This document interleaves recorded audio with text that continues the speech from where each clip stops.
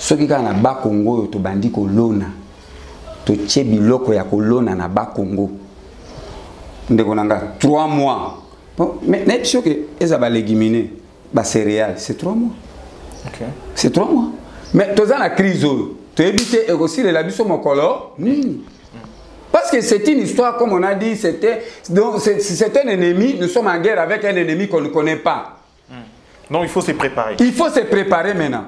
Parce que l'ennemi, on a causé des dégâts au Eleki. Et des dégâts au Kotatinza. Qu'est-ce qu'il faut?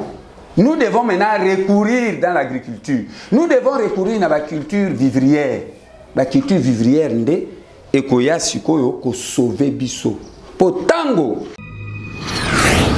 Vision Plus TV, l'excellence et la rapidité. Bonjour et bienvenue, mesdames et messieurs. Namou Messonanabi sur la question d'actualité. Toko Sembolango, na invité Moko, Lelo Ezali et Sengomingi Rosolana Monamboka, conseiller et président de la République en matière il agriculture, pêche et élevage. Toko Mekaro Sembola, Toe Baboni Boni secteur Ango Kotambola, Toko Zongape également, na Makambu o Italie, crise sanitaire aux Anambo Canabiso, Pembeni, et le Ronini Koya, observation, étude en tant que spécialiste, Tozali Bongo, Namonamboka, ingénieur, conseiller Jean-Simon Lokanga. Lokango, excusez, Mbote, Monamboka. Mbote, Ndekonangai. Alors, question à l'Ibosso d'abord, aujourd'hui, en tant que conseiller à président de la République, dans la matière, il y a pêche, agriculture, pêche et élevage. Les lois en Bokanabiso, industrialisation, Makambouana Nyonso, Ezalaka Lissousouté, Ezalaka Tekoutou déjà, et les lois Congolais vivara Lissoussou na Makambouana Te. Mon sang a vu nous aller ni Siko Pemeni, président de la République, jusqu'aujourd'hui, initiative Nini Bozui déjà pour nous faire avancer les choses. Natondi Obotondi. Mwana mboka balobi boye soki omoni motoliwa ezali pembeni na ye pe yo okangi monoko okosamba na esika na ye soki babomi lelo na lingi nabimisa o babengi yango sonnette d'alarme na monoko ya lopoto. Ngai nazali conseiller à chef de l'État. Nabi que tu respectes les mesures à distanciation, hein? Ouais, un mètre déjà. Là, na ko et puis pour dans un malamu, oui. Qui t'a muké pour toi. Pour bandeko pe bayo ka moi muké. Bien sûr. Voilà. Lelo Congo mboka monene. Oyo babenga ki yango et les abattu, c'est-à-dire tu peux traduire yango grenier. Namokuse, messieurs les journalistes, na ko zonga na histoire ya Congo te. Pour eloko nyonso o epesi bozwi na Congo, au Congo ezala état parce que mboka po etambola. Esengeli misolo ezala te. Mais misolo ko uta wapi? Bato yo bayaki ko kela mboka oyo. Baeko kela na sens ya état pour biso ba congolais tozalaki nanu na organisation mais d'une manière dispersée. Mais tango ba bengi yango ba colon les colonisateurs ba komi awa ba kuti Congo Zamba ba lobité na nzebi na bango po ba koko ba kutai ba koko pe baza ko bika na eloko wana ba bengi kombo bilanga. Mais bilanga ba koko ezalaki na lolenge moko ka ya moke. Mais ils se sont dit non. Nous devons maintenant tout utiliser kaka ba ressources autokuti pona epesa Congo valeur. Ezalaki ni ressources ya cueillette, ressources naturelles o epesa ki bango ba produit. Oyo roi Léopold II akomaki monene na mokili mobimba. Oyo ba koko na biso bakataki bango maboko.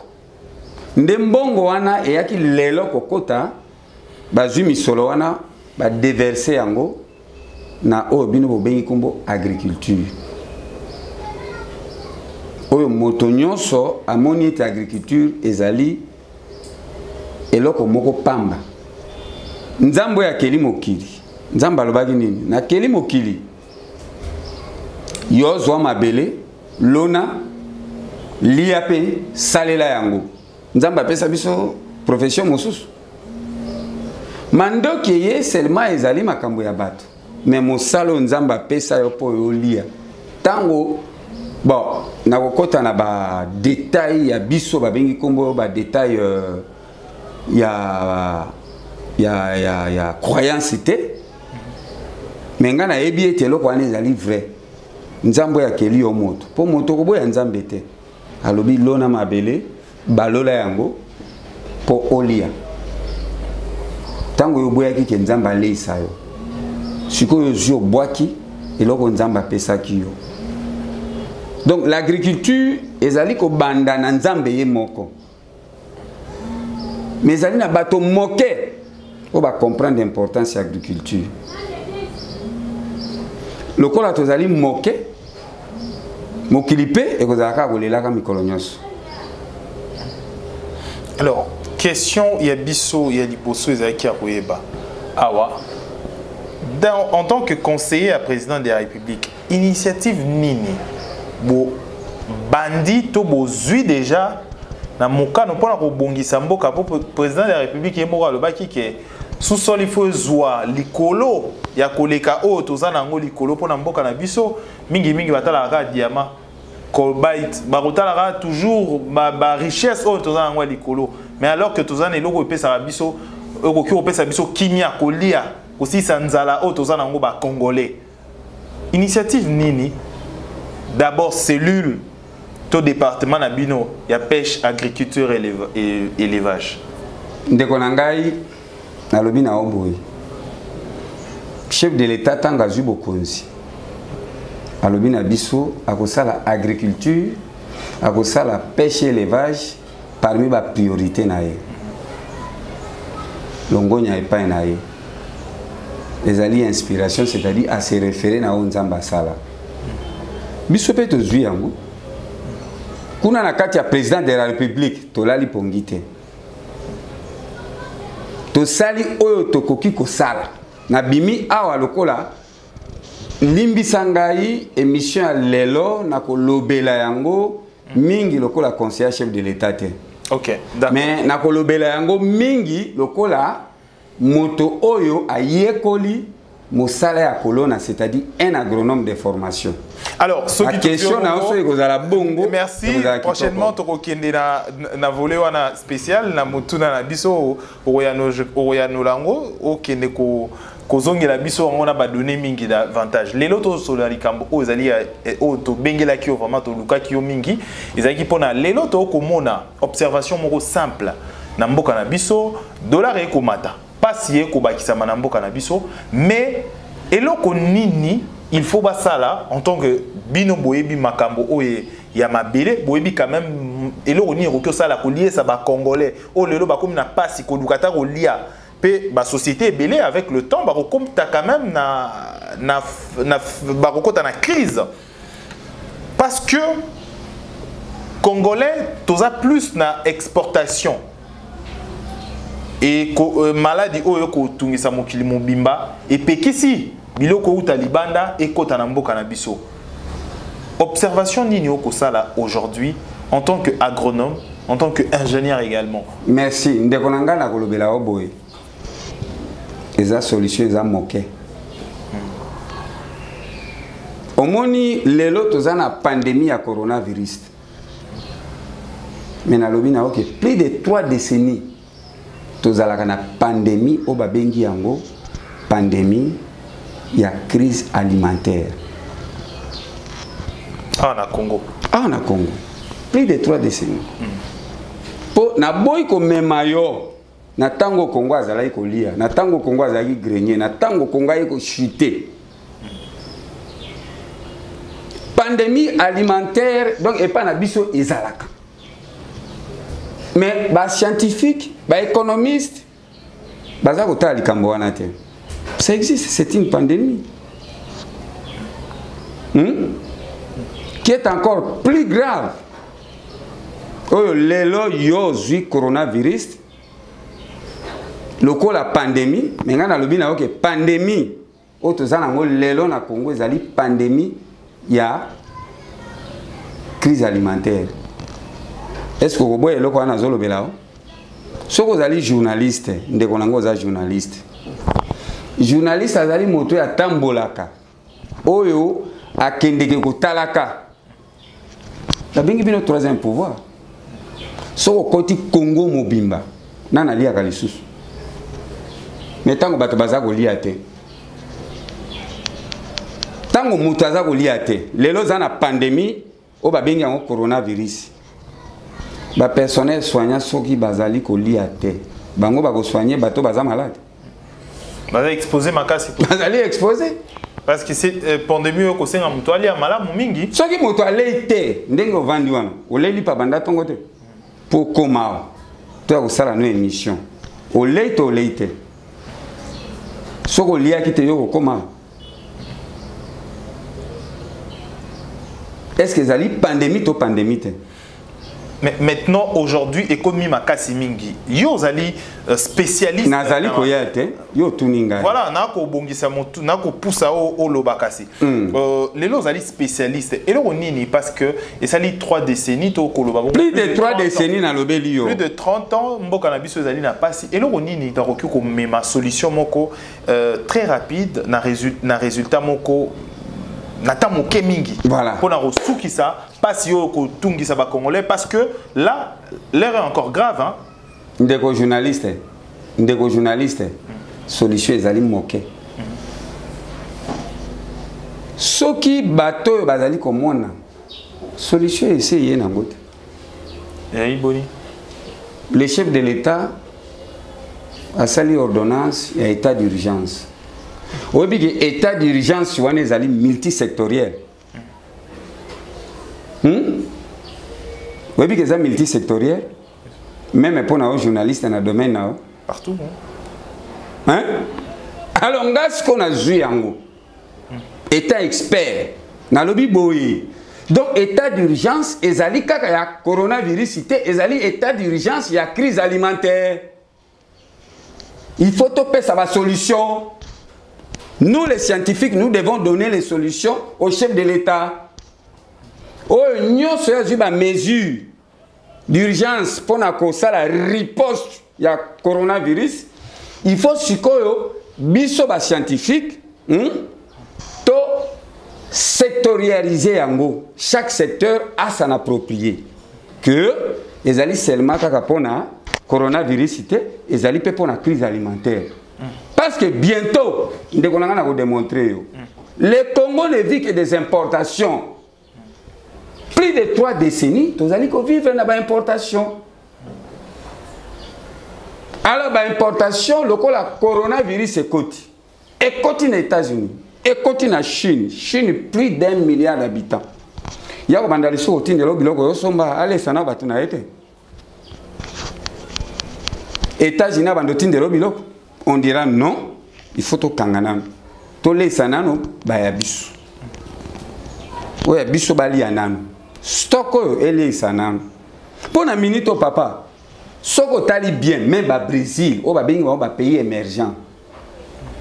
Dans le domaine agriculture, dans le domaine de pêche et élevage, même les États-Unis, même la Suède, pays qui ont importé, mais ça va nous prendre même 10 ans pour tout importer. Il y aura une crise, il y aura rupture. Rupture peut être comme déjà la période de rupture. Et qu'est-ce que nous devons faire? Qu'est-ce que nous devons faire? Parce que le Congo a tout. 80 millions de terres arables. Bakour d'eau est vendu. Alors il faut que zonga la production locale. Comment arriver à la production locale? Il y a une mesure d'urgence chez le chef de l'État et multisectorielle.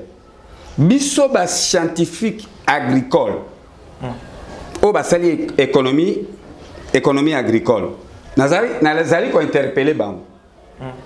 Ou ba sali agronomie. Ou ba sali vétérinaire. Il faut sikoto sangana. pour na topé sa solution à sortir à crise pour bientôt là na lobi na yo il y a le catastrophe eza ko la biso et catastrophe wana excusez-moi ezali catastrophe oyo biso il faut éviter on peut toza na possibilité nyo soit ko éviter alors que possibilité au lobby à ko éviter dans un cas ba mona yo toko importer les sous-soutés, toko vivre na oya biso awa, toko zonga na histoire na biso amboka na biso à un moment donné comme la biso, donc tu as une mesure ya ko importer te, tu as ka vivre awa avec feu nani musée on désirait Kabila Roi qui prenez-vous to mise en charge ou to prise en charge. Est-ce que ça sera facile dans la période Oyo où rupture ezali et répondre immédiatement, urgemment, on a besoin de la population pour qu'ils allaient à la tête? Oui, moi j'ai dit oui. Comment? Comment? On a un problème d'infrastructure, on a un problème, il y a Bangin, on a un problème, tout ce qui se pose actuellement. Non. Mon fils, je vais te dire, excusez-moi de t'appeler fils, messieurs les journalistes, dans le lobby, ça, ce n'est pas un débat sur la table. Actuellement, urgence et besoin. Urgence et besoin. C'est-à-dire quoi? Le cas dans le lobby, ok, ordonnance à chef de l'État. Moi, en tant que scientifique, je tiens la ordonnance multisectorielle. Exact. Pour nous maintenant, dans le secteur agricole, qu'est-ce que nous devons faire? Nous avons un exemple, confiner ville à Kinshasa. Est-ce que les paysans bazali na Aru bazali confiné? Bazo kende bilangate. Bazo produit to ba produit. Ils vivent comment? Faible production. Faible production. Voilà. To komi wana. Tozali na budget o ba pesi que je respecte. Législateur à lobby à PESI dans le ministère de l'Agriculture, parce que sur le budget, on a 1.4. Et ça, on a les deux ministères. Agriculture, pêche et élevage. Où vous allez incapable. Maintenant, il y a catastrophe, il y a pandémie, il y a coronavirus. Est-ce que vous avez le budget ou la loi qui est dans le ministère de la Santé pour est-ce que ceux qui ont un budget dans le ministère de la Santé, donc il faut maintenant un budget spécial. Il faut une mesure d'urgence dans le secteur agricole. Parce que le l'arrière-pays n'est pas touché à la pandémie à coronavirus. Il faut que le gouvernement a des mesures. Non, je ne parle pas du gouvernement. Des mesures gouvernement, je ne suis pas là, je suis conseiller du chef de l'État, il faut comprendre. Nazali Koloba comme un scientifique. Il faut. En tant que spécialiste. En tant que spécialiste. Donc ça la nini. Le confinement. Ezali na arrière pays. Parce que moi je veux assez que tu confines l'arrière pays dans les domaines agricoles. Comment ça? Comment ça? Oui. Il y a moyen de confiner Bango. Mais il y a causer du préjudice. Et causer du préjudice, mais il a démontré Yango. Allez-y. Tout. Les paysans on les appelle des paysans. Ce sont des agriculteurs. Il faut se confiner Bango. Il faut confiner Bango. À l'exemple, la Chine. Est-ce que la Chine a confiné les Chinois? Vrai ou faux? La Chine avait isolé les Chinois avec le monde. Et c'est ce qui a donné la prospérité à la Chine. Donc nous devons maintenant confiner l'arrière-pays dans l'agriculture. Parce que confinement, on va confiner les gens, ils seront ensemble. Qu'est-ce qu'ils vont faire par la suite? Corona. Non. En matière agricole, je peux te dire que les langues il y a des normes à respecter où ils doivent répondre même à la mesure. Ça ne risque pas de paralyser l'économie. Et paralyser l'économie. Parce qu'il y a une production intérieure. Non. Pendant que vous avez awa, vous avez Nathalie Sangoute. Alors que dans 3 mois, vous avez déjà dans ma sango c'est boti. tokozana 3 mois masango eseboti. Mais vous n'avez pas répondu à ma question aussi. Oui, Loba. La question, oh, il y a un problème d'infrastructure, un problème. Non, problème d'infrastructure, ezali boye. Comment résoudre? J'ai dit mon frère, parce que na na zone du chien na lobby. Alors, tozali awa isolé, tozali bisonio sur le monde entier. Messieurs les journalistes, c'est Kinshasa qui est isolé. Ce n'est pas l'arrière-pays. Na lobby na yo. Problème, il y a mesure d'urgence. Arrière-pays. Non, attendez-moi, mesure d'urgence, il y a chef de l'État, ils allaient multisectoriels. Moi, en tant que scientifique, j'ai réussi ça comme ça. Pour contredire Ngate. Dans le domaine où on a zali kune panaï, tu as un ministère du développement rural. Ou a zali ko gérer ma campagne de développement rural au coup de la route à dessert agricole ezali. Est-ce que la route à dessert agricole est à Kinshasa? Ils sont en arrière-pays. Ministère de l'infrastructure, ils allent. Vrai ou faux? Ministère de l'agriculture, ce sont les secteurs où on a nyoso, bakozala et longo. Donc c'est diversifié. Au moins, on appelle ça par exemple, on riposte, il y a coronavirus. Est-ce que les gens du ministère de la Santé ont travaillé? Non, je te demande. Ils ont le ministère de la Santé? Tu as un ministère intérieur, tu as une armée, tu as un ministère yani. Un état d'urgence, hein?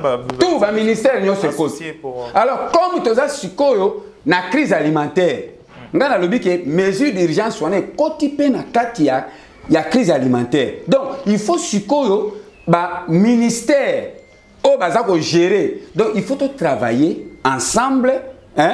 Parce que l'infrastructure, papa, on a que chez nous, l'argent est là, qui est dans le budget. Bon, vous allez dans le budget.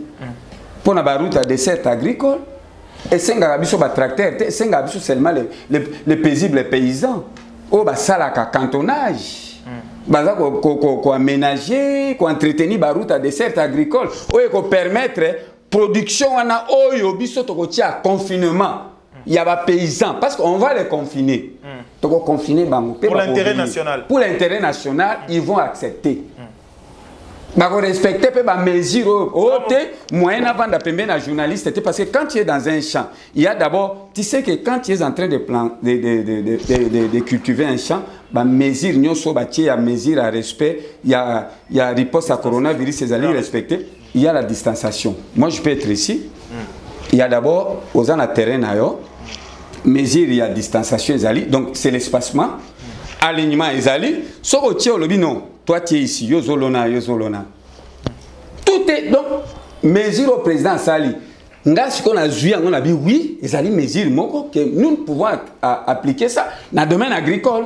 Alors, c'est aussi une occasion peut-être pour Lelo Nambo Kanabiso, vraiment ceux qui n'ont pas tout mis sous éviter Nambo Kanabiso, Tozali na Kati, na Femoko ya Makasi, et eux allient ko beta batuming, ils allient Nzala. Nambo Kanabiso to Nzala, Motomusu soit revendre depuis Tongoti Butu, Ayoliara Loso. Babenga un moment subit. Toi, beta ngoka bongo esili. To mona ni lobby. Oka famille mususu depuis Tongo ti Butu. Bayo lambara fufu. Moi na journée qui n'est pas camarade na yo, Luka Lipa, Luka Kop na yo, na Butu to kutani ka atelier fufu to kei. Mais pays loko ya biso ya mboka loko ya Congo. Est-ce que ils a normal na ba nyonso toza nango aujourd'hui na mboka na biso par exemple tozo na Équateur loso biloko ebele ezali comme ba ressources na loja loso et histoire encore et rappeler biso Chine et s'est développé dans la riziculture, c'est-à-dire que mon salaire est loso oyo ko salaire est loso oyo ya ngonde permet à Chine de se développer. Est-ce que aujourd'hui il est grand temps qu'un budget très spécial est alloué pour nous permettre bateau de créer cellule moko. Pareil na cellule au ba créer il y a crise contre coronavirus. Est-ce qu'il est grand temps de créer également une cellule pareille pour combattre maintenant crise alimentaire au auto qu'on pousse en apembe ninango? Messieurs les journalistes, n'avez besoin de boire mingi. Mais tu as déjà tout répondu. Tu as tout dit. Lélo par exemple, le chef de l'État a créé cellule à solidarité. Après, si on a une confession religieuse, on va piloter pour la récolte à fonds et solidarité. Papa, je vais te dire une chose. Si on a bien répondre à nous ces lignes, rien ne manque au Congo. Ressources à Ribosso Zanango, c'est. Non, par contre, il y a quelque chose qui manque au Congo. Hein. Et qu'est-ce qui manque? La volonté. Non. Apparemment. Mais non, je viens. Parce que comment est-ce qu'on peut être pauvre si ça nous manque pas? Non, pourquoi nous manquons alors? La volonté. Parce que nous sommes ici, c'est pour éclairer. Nous voulons maintenant donner la volonté. Bien sûr.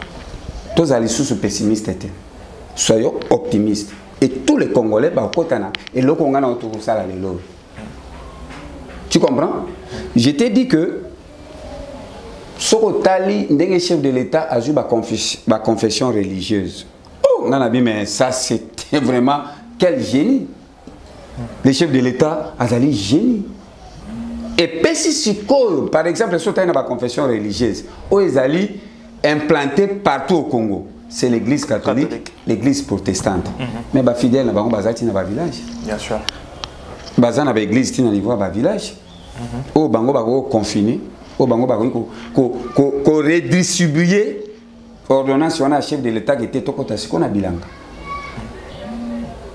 Pour la lobby, dans 3 mois, autant que l'Inga va dans 3 mois, l'église, on a mis les catholiques, protestantes, capable de faire une grande production au Congo. Et je connais la capacité de l'église catholique qui soit mobilisée. Je reconnais capacité à l'église protestante ceux qui va saler. Papa, et là que vous m'avez sonné, et ça un métier, yo mon journaliste, moi je t'appelle que c'est un métier pauvre. Un métier noble. Je peux te dire, oui, je suis là, c'est pour vous insulter. Non, non, les hommes de droit, hein? Les hommes de droit, ils ont un métier pauvre. Ah bon? Oh, mécanicien, tout. Le métier noble, c'est ceux qui ont fait l'agronomie, le métier de la terre.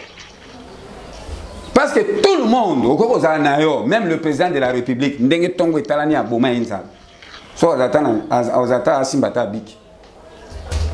c'est nous. Et je suis fier de parler pour ce qu'il faut vulgariser le métier.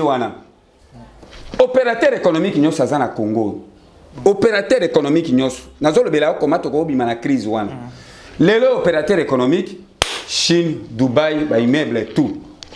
Ingénieur agronome, Tangi, l'État a fait ça bon. Faculté agronomie, comme na campus. Pour besoin de batouana, ils ont un bon $100 000, tchèque na ba Congo. Au produit au Congo, collègue Chine. Bozi bobomi bango.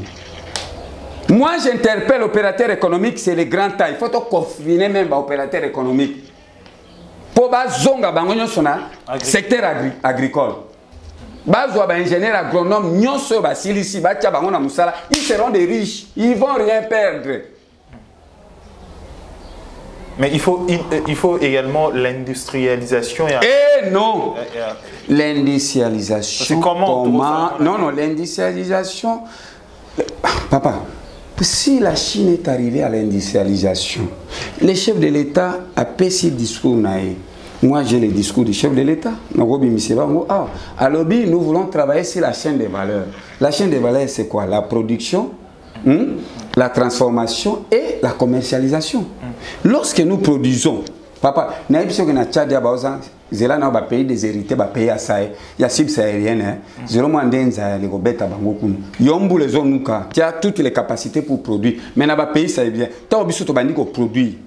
Tu peux fournir dans Bango. Tu vas fournir Bango. Parce que après, tu as moyen d'industrialiser, on va acheter les usines pour transformer le qu'on a biso. Mais c'est les journalistes, c'est Nazo Gangapo, ils ont les ailes, tu comprends? Les ailes que j'ai. Je comprends parce que le fait au moins a quelque chose et marché tembo capable. Non, ils ont marché, c'est quoi? Le chef de l'État, il a tout dit dans son discours. Si moi je parle en tant que scientifique, je pris le discours du chef de l'État, je suis en train de matérialiser ça. C'est pourquoi je rends ce discours-là accessible, que tout le monde s'en approprie. Et c'est simple, il a dit, il va faire une priorité. Parce que dans l'agriculture, nous négligeons l'agriculture. Tout ce qu'il faut, nous avons des terres à rive. Nous, papa, Joa les Sangou, est-ce que autant dans la ville, au moins la banzete mususu, et botarati na bandako étage. Qu'est-ce qui provoque ça? Dans la routine États-Unis, c'est difficile de voir ça. humidité belé. Lisango koti kangwata likolo ya mabanga ekobota. Tu comprends? Donc, secteur moko facile, secteur moko noble, secteur moko yoke la mutuli kunya ko ko na Chine sombi biloko ye a pe tuli au déficit bato komi ko landa ba nyongo. Mais dans l'agriculture, o tcheka lisangu, o tche lisangu e boti. Alors, bato babandi ko lia. Alors, avant tout qu'il y ait une question, d'abord c'est une sous-question, qu'il y ait une question aujourd'hui. Parce que le monde entier, crise mondiale et au bêta. Et c'est bêtier, c'est bêtier. Alors, l'élo, est-ce que ceux qui l'élo s'enregistrent dans la logique, dans moins de 3 mois, qu'on fournir également en dehors il y a Kinshasa, en dehors il y a Congo, en dehors il y a Bambo Cannabis, soit un pays, Moussou peut-être n'a pas si tôt. Voilà. Lié Sabango, moi. Nalobi non nalobi boy. France Fanon Alobaki, l'Afrique a la forme d'un revolver et la gâchette est placée au Congo. Et c'est une vérité. Moi je vais te dire pourquoi. Au Monika à bas Congo, je sais, na bas Congo, nous vivons de l'importation. Stock et Salinini et Katani. Et je remercie beaucoup, Dieu merci, tous en bas, la province union surtout. Ils ont toujours la vocation agricole. Ceux qui ont na bas Congo, to bandi ko lona, to tchebi loko ya ko lona na bas Congo. Ndeko nanga 3 mois. Bon, mais n'est sûr que ils ont légiminé, ba céréales, c'est 3 mois. Okay. C'est 3 mois. Mais tous en la crise, tu éviter et aussi les labisso mokolo. Parce que c'est une histoire, comme on a dit, c'est un ennemi, nous sommes en guerre avec un ennemi qu'on ne connaît pas. Non, il faut se préparer. Il faut se préparer maintenant. Parce que l'ennemi, on a causé des dégâts au Eleki. Et des dégâts au Kotatinza. Qu'est-ce qu'il faut? Nous devons maintenant recourir dans l'agriculture. Nous devons recourir à la culture vivrière. La culture vivrière, et koya sikoyo ko sauver biso. Pour tango, je vais te dire, au moins moment où biso toza ko vivre siko. Bien que tu es en retard, c'est contrairement na songe à Pharaon, oya lotaka cette vache maigre, cette vache grasse, mais les 7 maigres bah quoi. Mais biso siko to comme une période one. C'est le contraire de la vision one. Mais ce n'est pas le contraire parce que nous avons encore du temps pour récupérer la situation. L'État, tout ce qui est économie du pays, il faut surtout se déverser dans l'agriculture. Et agriculture à court terme. Quand je parle de l'agriculture à court terme, agriculture, il y a des céréales, agriculture, il y a des légumineux, il y a des priorités pour Nabiso. Et tant que papa, je vais te dire une chose. Tout ça qu'on importe blé ou dans le Brésil. Oui, que bientôt là, le Cola kuna importation exacte Congo futur réseau kanama. Est-ce qu'il y a un Congo to golo na blé? C'est ça. Au moins mon délai n'engaza kuna économie na eza bloqué. Na Chine, to consomme même ba tracteur na moins cher. On doit seulement serrer la ceinture. Tobi non. Pour 3 mois. Pour 3 mois. Parce que ce qui est interdit, c'est la migration, il y a mais migration, il y a produits, ils allaient interdits. Je crois que c'est ça, non? Tu as ici un tracteur, rapidement, ceux qui ont 45 jours, il y a un tracteur qui déployé, on a Kassai partout. Et surtout, dans la province, où ils allaient, ça faciliter na tracteur pour travailler. Na kopé soba Congo. Na kopé sayo une partie à Bandundu à partir à Kinshasa ti OK na Kikwiti partout. OK na Kasai ba Ituri ba tracteur et côté papa. Bisonde ba tutokote ka biloko dans 3 mois. Alors question Oyo, Ezali d'abord dans tout pour les autres vraiment je rappelle dans Batumsu Bolanda Biso Ezali conseiller à chef de l'État en matière il y a agriculture, pêche et élevage mais Tozio a en tant qu'expert dans makambo tali agriculture parce que vous allez ingénieur Oyebi Mabile. Alors en tant que ingénieur expert dans makambo agriculture na Congo Awa, quelles sont les provinces au Koko pesa biso ba résultat en court terme. Ah, ce qui est l'élo, Mbalamoko, moins de 3 mois, tous un résultat. Dans moins de 3 mois, nous avons une cartographie. il y a République démocratique du Congo. Dans moins de 3 mois, il faut tout boire pour favoriser la culture dans Nord-Équateur. Pour favoriser la culture dans Ituri, Bazuele. Pour favoriser Katanga. Katanga ndenga zawana. Après démembrement favorable. Toké na Kassai, là n'en parlons pas. Toké na Bandundu. Apparemment c'est presque partout, hein? Non, j'ai dit c'est presque partout. Parce que tant que tu connais l'agriculture, il y a la culture vivrière, bien sûr, tu peux accompagner na côté de la culture pérenne. Parce que ici, en Congo, nous avons abandonné ce qui a fait la fierté, ce qui a fait la grandeur de l'économie du Congo. Ce sont des cultures pérennes. Vous voyez la culture pérenne? Café, cacao, HVA, Obino Bengeveya, palmier. O lelo ke nazando ozokuta ozako kende osomba mafuta mbile uti Malaisie. Alors qu'ici c'est riche na mokilia comme par exemple le café le reste. Tu comprends? Dans tango biso to bandi na ba culture vivrière to kota siko na économie ya ba culture pérenne. To zongeli ba plantation abandonnée, ba to ba oui, nous devons récupérer les plantations abandonnées mais ils ont tous vieilli. Il faut te rajeunir. Mais aujourd'hui, ce n'est plus comme dans le temps où Polo na café bandarobukango c'est 3 mois. Mais tous en a espèce musu variété mogo ebimi 2 ans que déjà na café. Tous en a variété à palmeraie awa une année et 8 mois vous avez déjà la production. Cacao la même chose. Cocotier la même chose. Donc c'est cette économie là la culture vivrière où il y a pour financer la culture pérenne, parce que nous travaillons sur la durabilité de l'économie. Alors pour faire la durabilité, c'est cette chaîne-là. Nous commençons des produits à court terme pour des produits à long terme. Est-ce que vous comprenez? Et cette facilité-là, pour nous maintenant, le coup là, la crise, tout le monde dans la culture, il y a à long terme. Il y a seulement à moyen terme. Mais nous commençons d'abord dans la culture vivrière. Où ils allaient facile, où ok, papa, même à temps où tu attends a été. Parce que vous allez nous dire, oh, lui il a fait l'agronomie, non? C'est qui était chez nous dans le village là-bas, c'est l'agronomie. Parce que tout ce que nous vivons aujourd'hui, nos villageois là, ils ont fait l'agronomie. Alors, Ezali Passimigi, dans un pays où on est fortement riche, mais tous les pauvres, tant que les Lanzala, d'abord au départ. Parce que aujourd'hui. Excusez, messieurs les journalistes, na katiote. Pour nous qui to recadrer la question, pour nous monitorer to panza. Ngana zongi sibo, na objectif. Objectif na biso Ezali, la chef de l'État a signé mesures d'urgence. Bon, peut-être dans le banc, on a un point de chute. Hein. D'accord, tu peux aller. Alors, question, il y a quoi on a domaine, on a pour ça vraiment motivation. D'accord.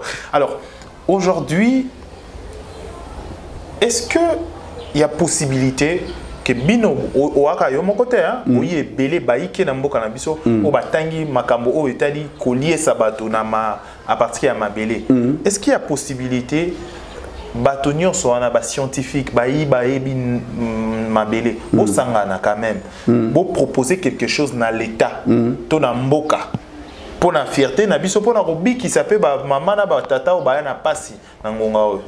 Merci. Congo ezali mboko ezako tambwa na mibeko. Lelo coronavirus eye bazui ba espère en santé te. To sengi pe na gouvernement a regrouper biso. Pour tozana mayele wana pona ko bimisa mboka na crise et to connaître catastrophe te po eza déjà catastrophe. Kende na zando sikota la los. Ba scientifique wana nyonso. Ngana sengi boye. Gouvernement a pesa biso possibilité wana. Loko la pesi bato ya santé. Loko la tcheba moyen pour la santé. A tchapé ba moyen pour l'agriculture, pour la pêche et l'élevage. Pour la lobby na ondeko, kozwaka agriculture la pambate. Na ko démontrer que lelo pour na biso tozana miti moko o bato ba tchango na mitu. Que moi na koloba yango tout pe bato yo ba yebingai.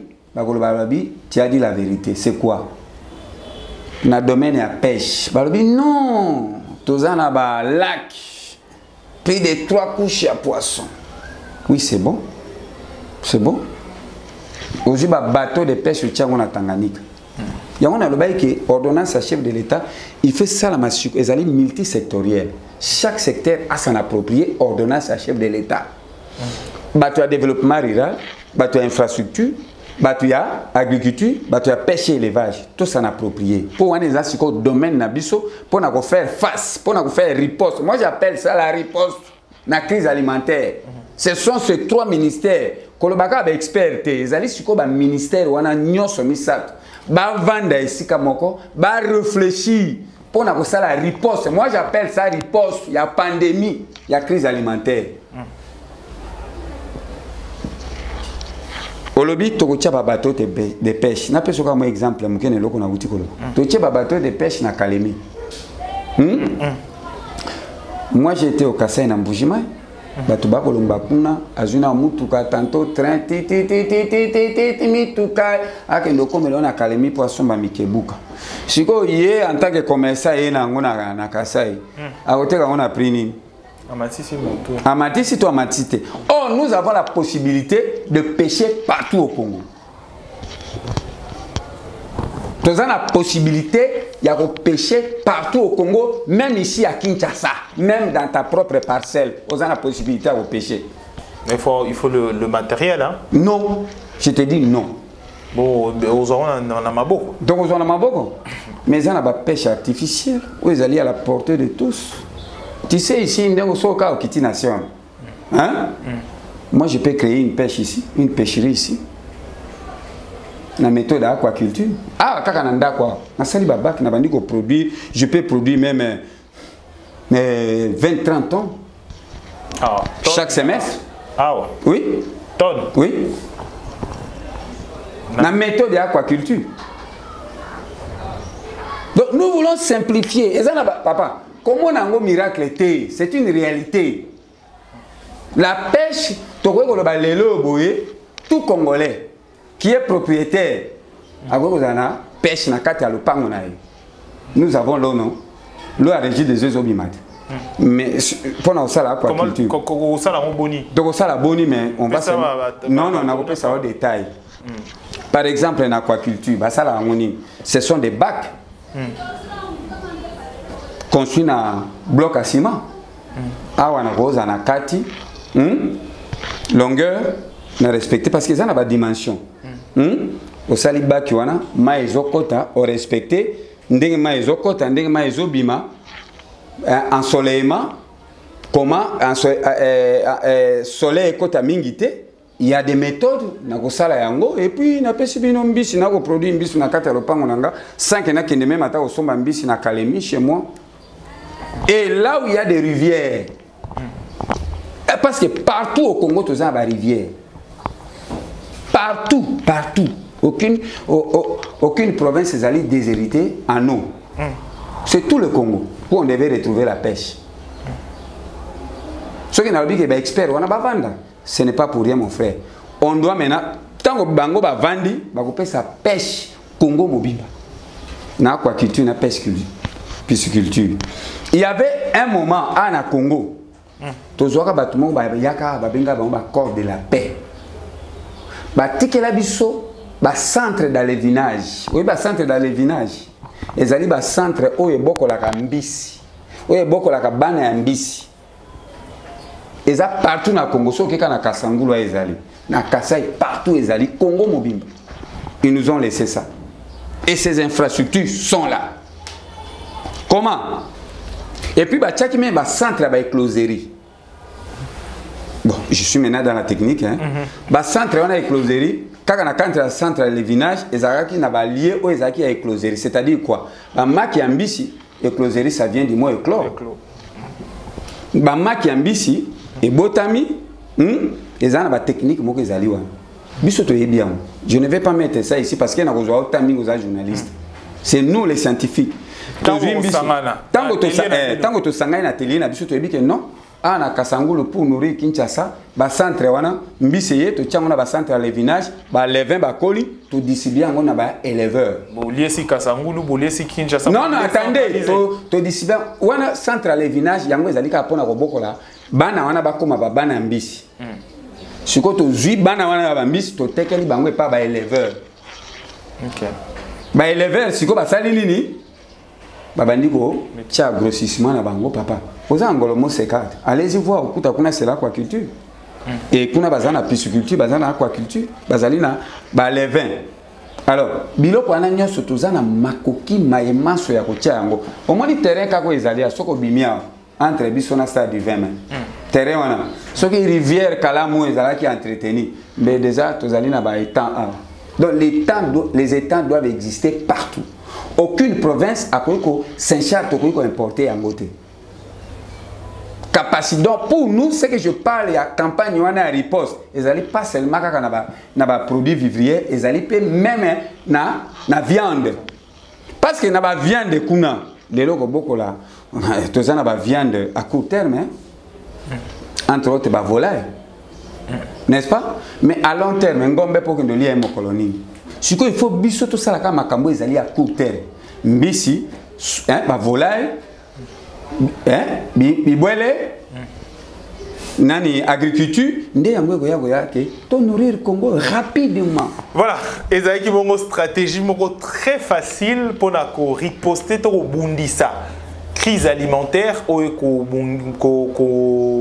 tala déjà Congo na musika na moi pembeni déjà moi koko sol les loto moni dollar et mati na mboka na biso moi pasi collier komi pasi ko biloko boye ko mata kala migité parce que l'économie à monde entier ezali bouger ezo bouger plutôt et voilà pourquoi to linga ki to sa édition à Lelo vraiment avec le conseiller il y a président de la République en matière il y a agriculture pêche et élevage moi na mboka Jean-Simon Lokango.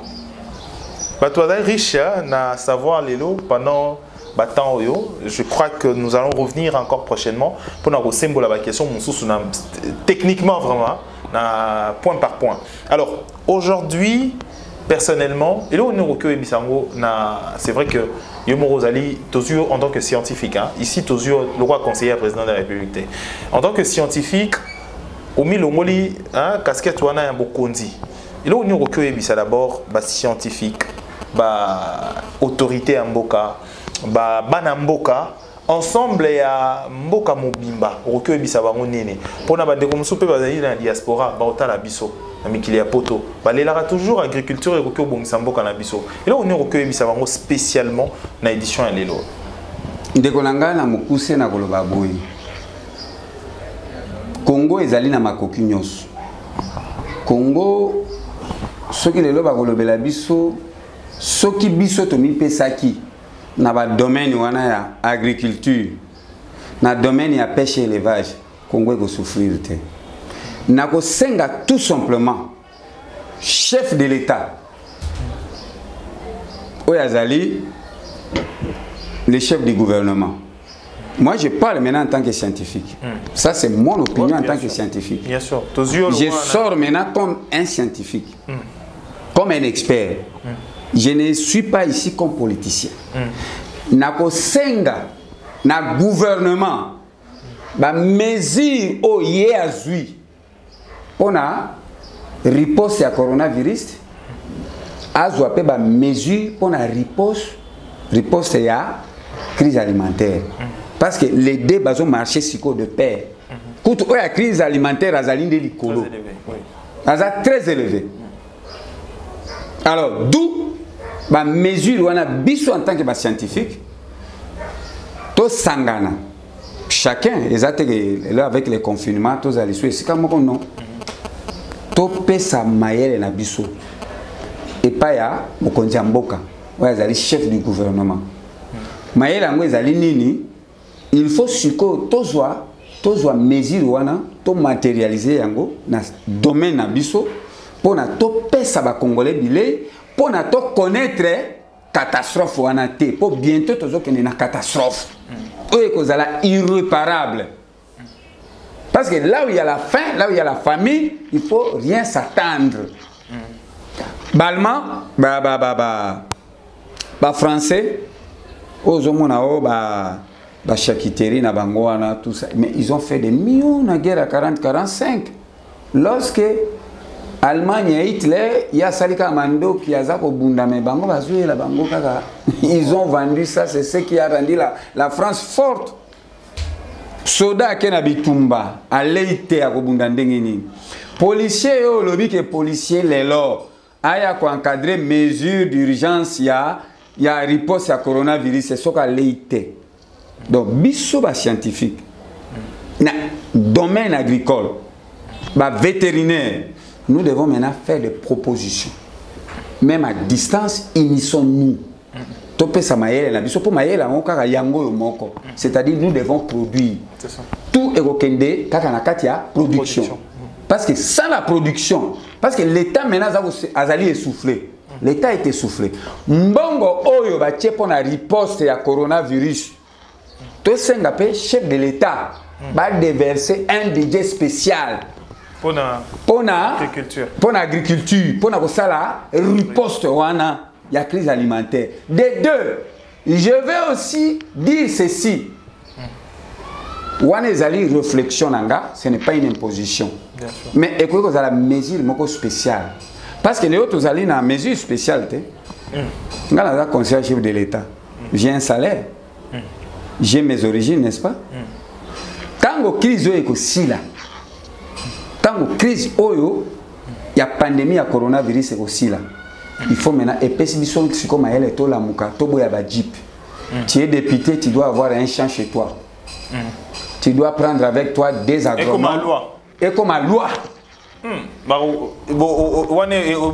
Combien de personnes seront partantes? Mais combien de personnes seront partantes parce que vous allez vous sunga bango moko. Parce que vous êtes député. Député ou tu vas vacances parlementaires comment est-ce que vous imposez le oui, qu'on imposez mais c'est une proposition. Non, loi à bongo. Tout officiel congolais. Je dis bien. Pas de côté fonctionnaire mais bateau député. Oh, vous allez conseiller chef de l'État. Oh, vous allez conseiller ministre. Tu as un salaire. Si vous avez un ministère de l'agriculture, un fonds où ils allaient couper ça, un tracteur, et le mana Kinshasa, et banda kumbagama, et pour qu'il n'ait pas un coup de tracteur, monsieur, ils ont kumbagama. Ils ont salani Nicolo. Au PC tracteur, tu as eu tout le monde à bilanga mboka nao. Là où on a fief nao. Aux alliés à Kinshasa, azali déshérité na bataille. Non. Qui est na plateau de bataille. Le chef coutumier bazali kuna ba kopesa ma belé. Tolingi to mon elanga nao. Ozali ministre, tolingi to mon elanga nao. Et je sais que même le chef de l'État, tolingi to mon elanga nao, c'est tout le monde. Alors, et Nathan wana na ebisio que on va maintenant nous allons contaminer, nous allons maintenant humiler ba paysan abisso où il y aura maintenant des champs partout. Problème ya nzala na mboka esilio. Dollar, voilà, tout le monde qui, bien sûr, le président de la République, lors il y a lancement, il y a programme spécial, il y a lutte contre la pauvreté. Tout le monde qui est encouragé, qui va tenir sur la bilanga, ou la nini, mais aujourd'hui, Tozon a question en Tozon prochainement dans l'édition Msoto Sembo la question en Bokanabiso. Merci de rappeler que Toyamba Kibongo, le conseiller et président de la République en matière il y a agriculture, pêche et élevage, mais toujours qui est migi na casquette na scientifique pour Azalipé bien sûr. Ingénieur ayebi bongo makambo zali mabele pour enrouler ça bana mboka to sembola qui va question d'actualité. Merci na mon mboka monsieur Jean Simon Lokango. Merci na disponibilité na yo Nathan Otolekisi et monde entier balandio. Merci na ma proposition na yo. Alors to comme na suka édition na biso mesdames et messieurs pas yo koya na mboka na biso lelo to komona bato misusu bana mususu ba komi ko bima pona koluka eloko kolia kaka na libanda ko senga senga mais c'est possible ya kobundisa nzala na mboka Canabiso parce que nous avons un héritage moko où ils allaient naturel au outil et pas Yanzambe. Merci. Tokutane prochainement pour l'édition Mosusu. Merci à Dodi l'enfant gâté et joyeux anniversaire à toi. Tokutane prochainement pour l'édition Mosusu. Merci à l'assistance. Il y a mon amboka Isaac Mbie. Au revoir.